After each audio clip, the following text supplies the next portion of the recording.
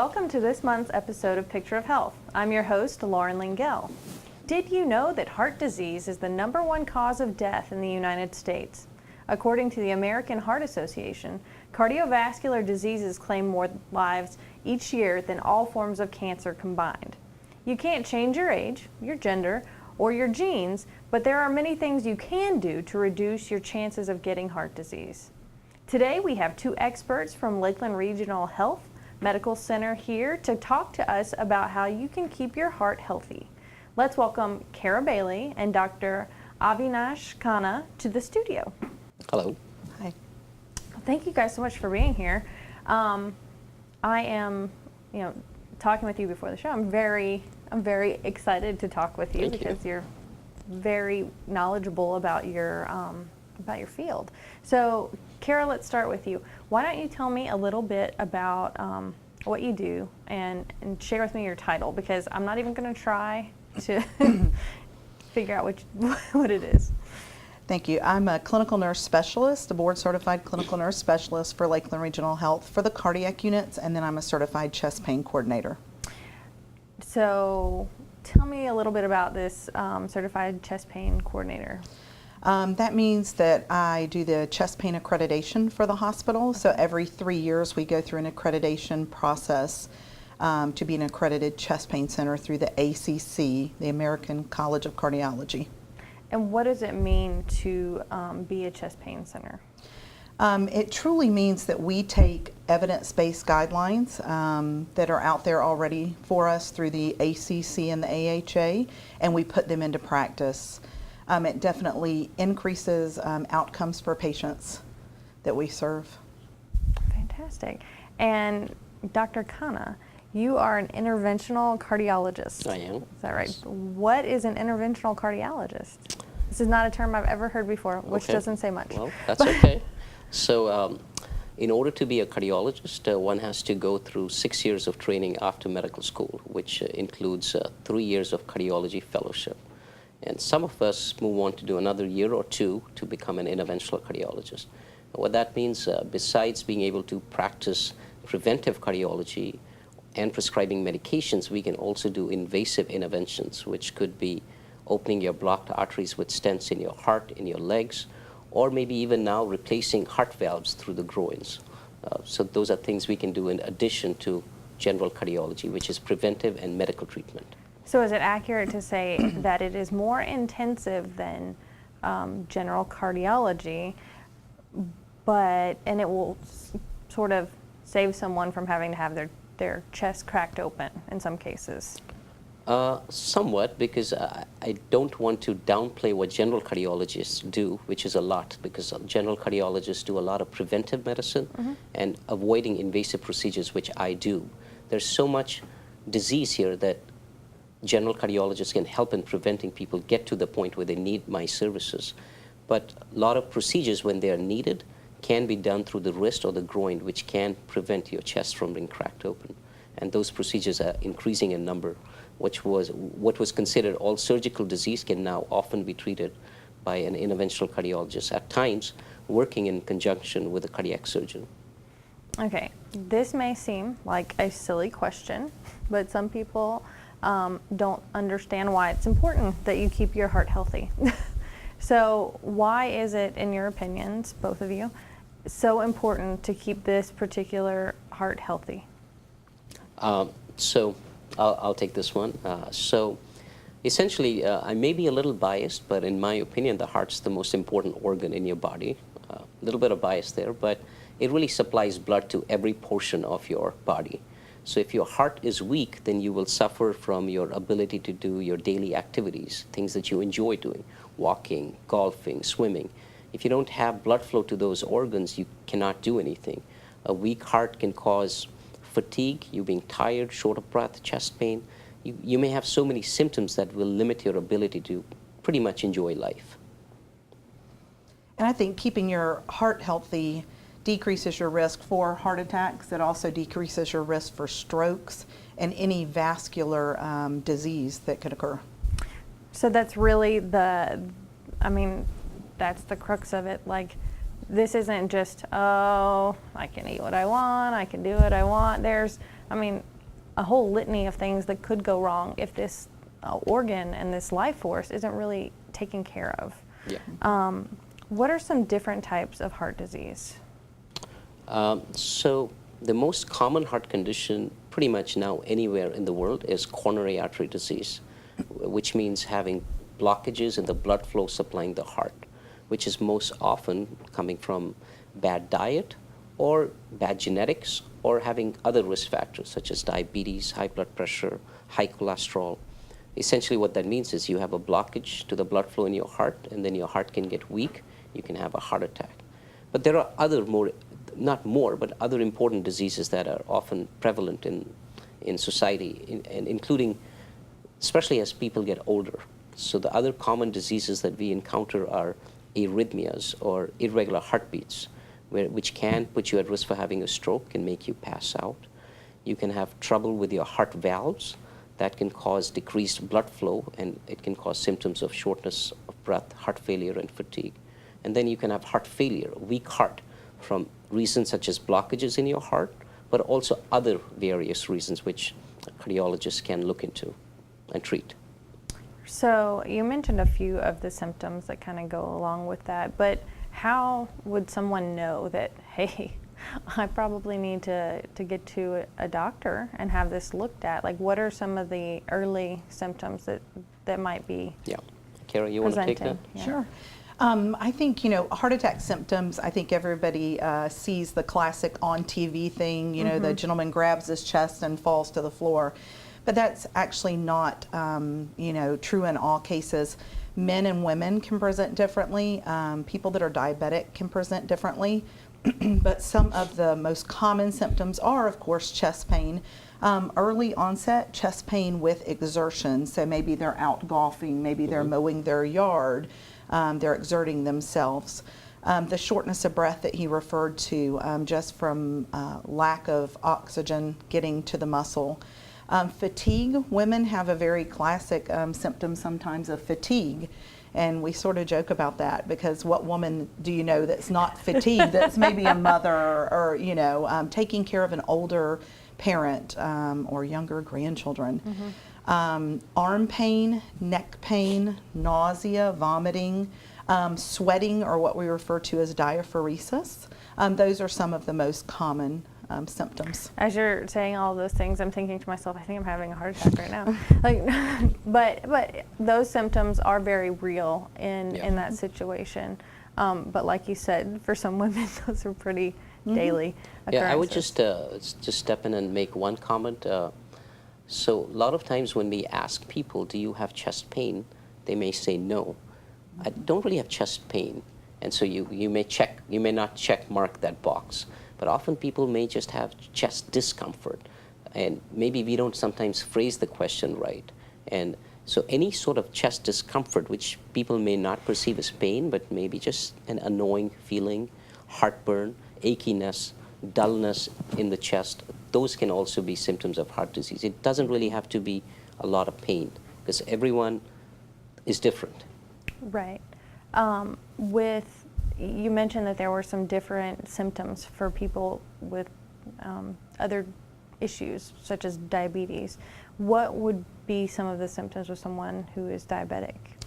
Well, unfortunately, sometimes diabetics have no symptoms, or they have what we refer to as silent heart attacks. So So diabetics will often have more atypical symptoms, which Kara talked about a little bit. So they may have shortness of breath, but they may have no chest pain. And the reason we think that is that diabetic people can have damage to their nerves. So we've all heard about diabetic neuropathy, which is pain or tingling or numbness in your legs. Sure. The same process can affect the nerves in your heart, which may dampen their sense of perceived pain. So you may not really have pain, but you may still have that shortness of breath or fatigue. And again, those are difficult symptoms. You get older, you tend to have those symptoms, which you attribute to maybe aging. But if there's a sudden change where you can say, well, 6 months ago I was doing this, but I cannot do it now, then that's something you should address with your primary care doctor or a cardiologist. For people with diabetes who do fall into that category with that neuropathy and they've got that lack of feeling, how do you normally determine that they've had a heart attack? Is it always after the fact, or is it? Yeah. So it's a really good question. Again, keeping an eye on those symptoms that I talked about and discussing it with your doctor. Most diabetic people, when they are a certain age, depending on their family risk, they should obtain some basic tests. One of them is a simple EKG. It's a very simple thing. A primary care doctor easily can do that, and that can detect silent heart attacks. If you have increasing shortness of breath, then your doctor may order an ultrasound of your heart, which will allow us to see if there's an area of your heart that is damaged and not receiving not potentially receiving adequate blood flow. So it's really keeping up with your primary care physicians who are well aware of this risk diabetes puts you at. Really having good communication with them, open lines of communication, I think are so important. And picking that primary care physician carefully, one that meets your needs and that you're comfortable having those conversations with. Absolutely. And so you mentioned the EKG. So what does the EKG actually tell you? Obviously, it's telling you the rhythm of your heart and things like that. And from that, you're able to derive all of this very helpful information? Yes.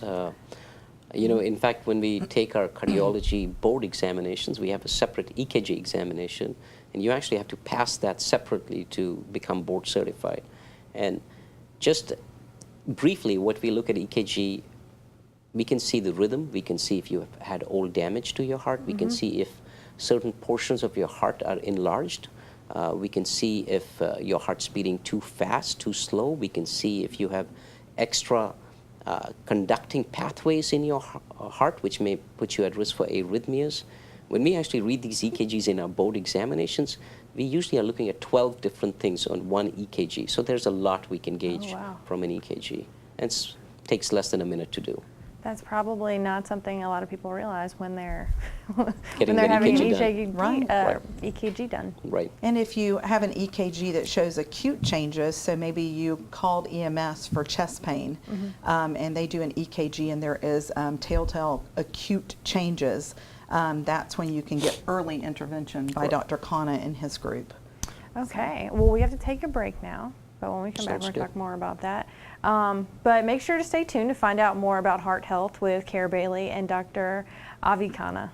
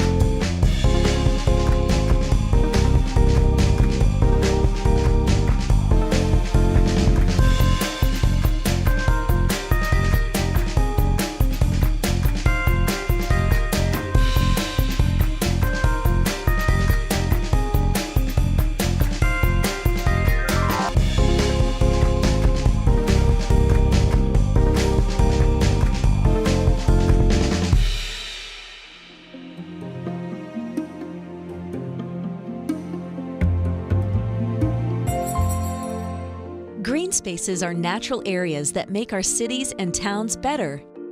Green spaces improve our air quality. Green spaces improve our play, physical activity, and our moments with family, friends, and neighbors. Green spaces breathe life into our communities and add life to our years. This message brought to you by the Florida Department of Health. Welcome back to Picture of Health.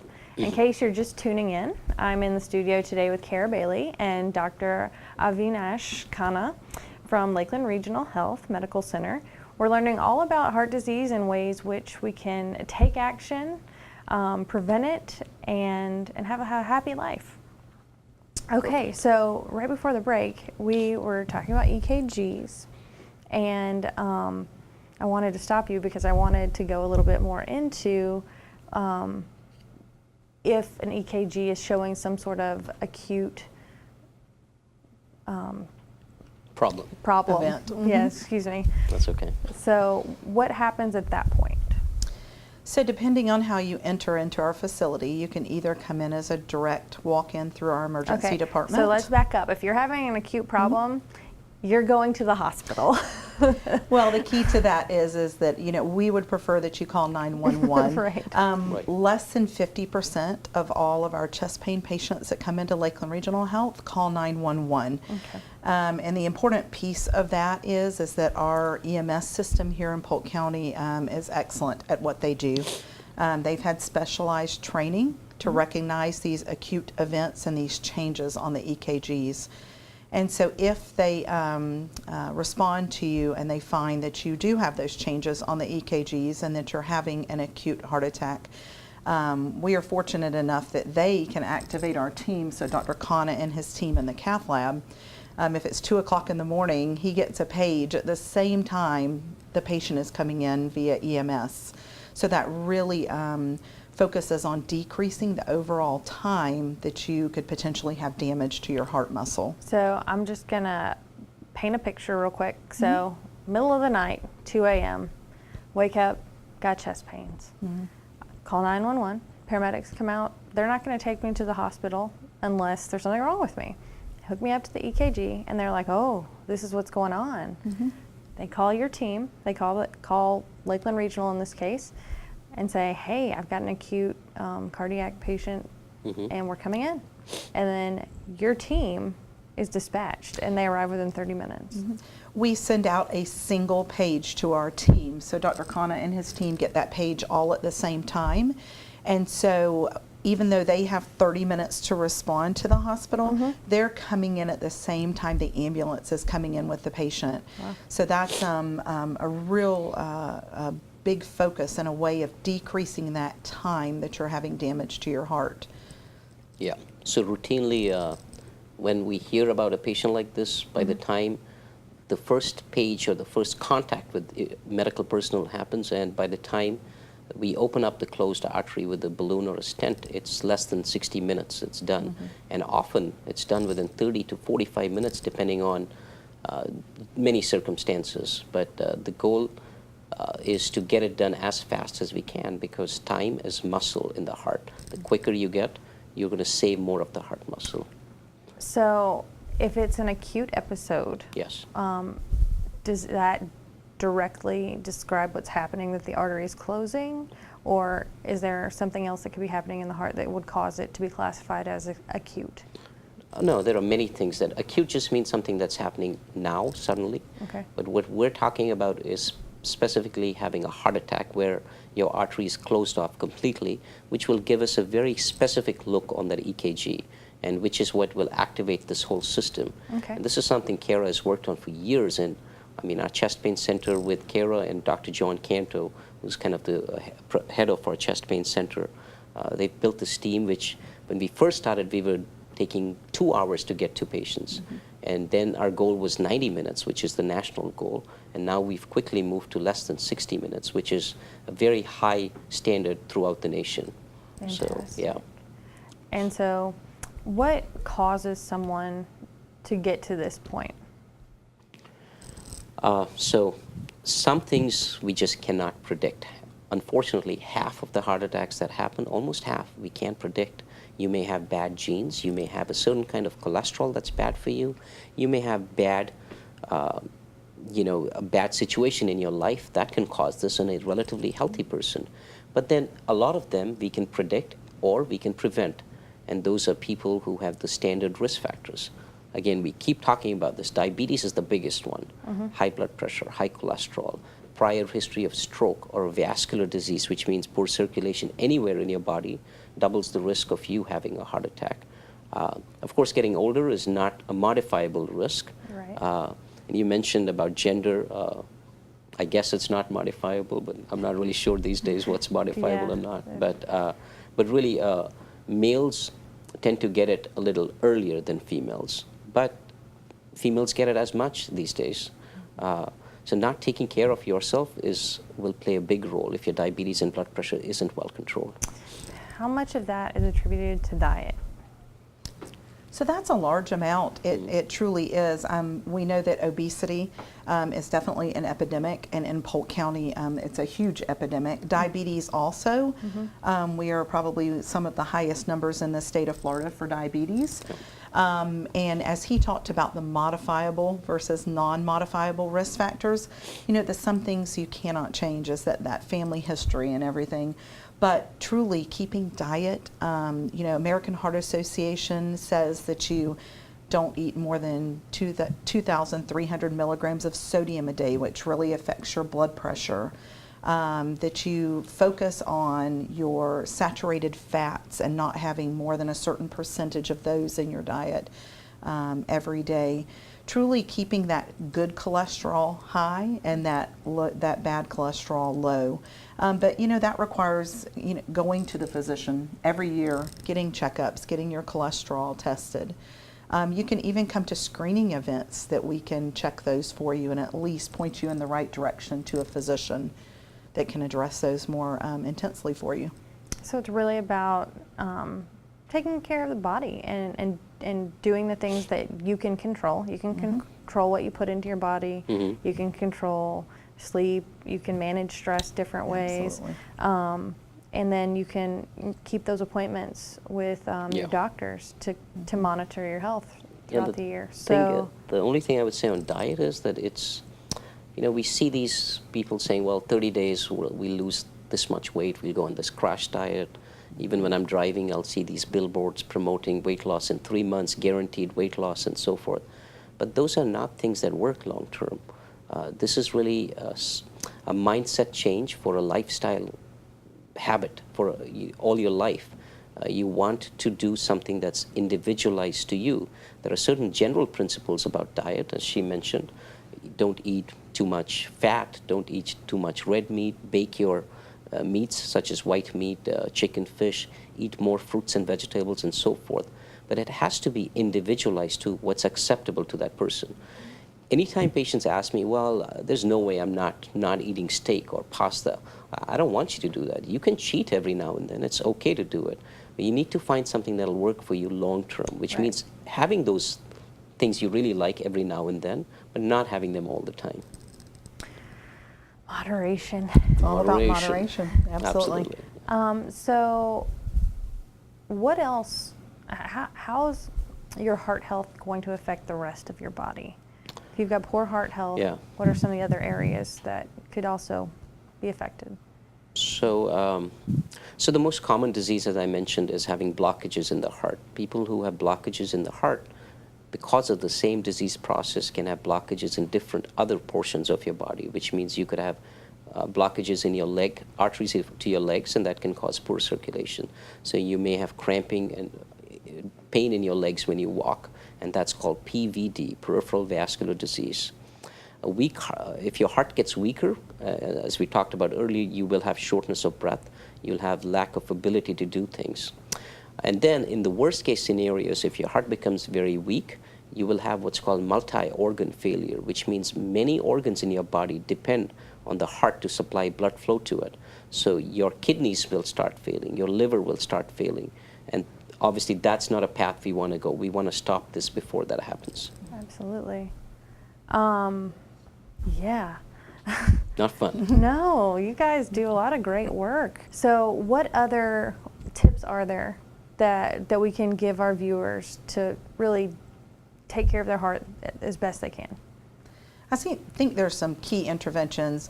If you're a smoker, quitting smoking is a huge thing for heart health, for actually health in general, for our lung health, everything. Establishing an exercise program. So I always tell my older individuals, I mean, this may not be realistic that they're on a treadmill or they're out running every day. So maybe it's getting in a pool and doing pool exercises and that type thing. So establishing good habits. Obviously the diet that we've talked about, stress reduction is a huge one. I think sometimes we don't think about older individuals that are retired having stress. But you know what? We have people living longer, and we have people taking care of their parents. Once again, people with extended blended families taking care of younger children after retirement. So really managing their stress is a big one.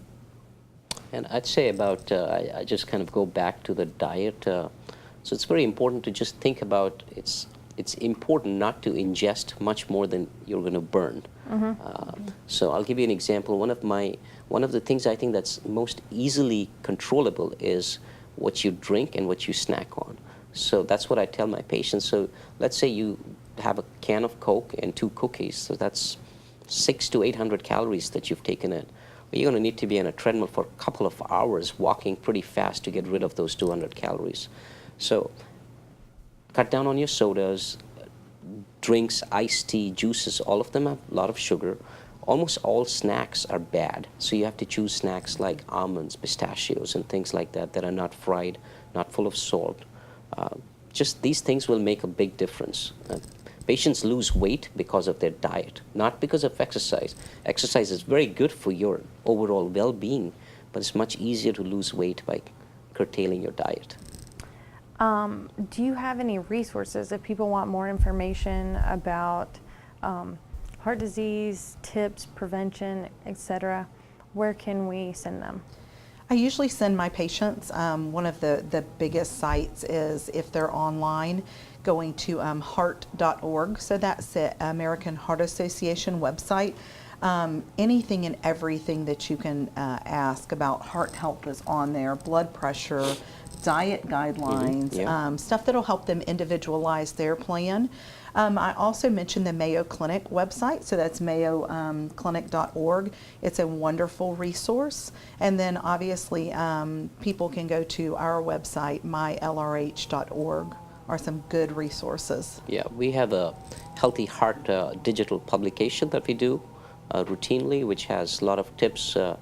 We have cooking suggestions and so forth. It's easily available on our website. And she talked about Mayo Clinic, and Lakeland Regional is now collaborating with Mayo Clinic. We have an affiliation, so we can use a lot of resources from that to help our patients too. I also teach a monthly Heart Smarts class that is free to the public. It's the second Tuesday of every month at 2 p.m. It's in B201 at the hospital. And so that is open to the public. Anybody that wants to come in. It's a general overview of heart health, prevention, strategies, to assist with that. We talk about medications, and then we also have a dietitian that does about 45 minutes also with patients. Very good. Very helpful, yeah. Well, thank you both for being here and It's our pleasure, sharing some wonderful information with me and our viewers. And we hope you'll come back. Thanks for having us. Thank you. That's all the time we have for today. If you'd like to catch this episode again, we'll have replays on Tuesdays, Thursdays, and Saturdays at 2 and 8 p.m. Or you can find us on the Polk Government YouTube page. Thank you for joining me on this month's Picture of Health. I'll see you next time.